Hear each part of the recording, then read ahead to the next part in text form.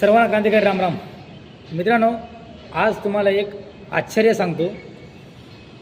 भारत स्वातंत्र्य झाल्यानंतर 2 वर्षांनी चीन स्वातंत्र्य झाला आणि 1985पर्यंत भारत आणि चीन हे जवळजवळ विकासाच्या एकाच गतीवर होते, सारखीच गती होती.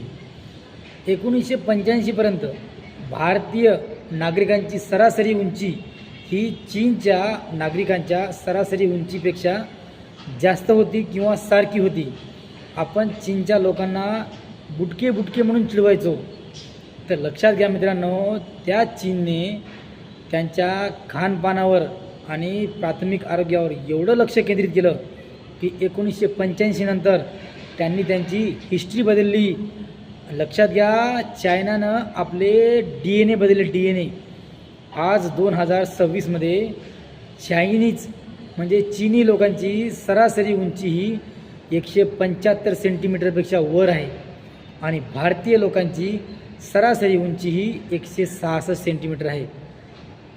लक्षात घ्या, चायना फक्त विकासानं किंवा प्रगतीनं आपल्यापेक्षा पुढे नाही, तर तो आपल्या सरासरी उंचीने बी आपल्या पुढे गेला. फक्त भारत महान असं म्हणून चालत नाही, तर आपल्याला महान व्हावं लागतं. धन्यवाद.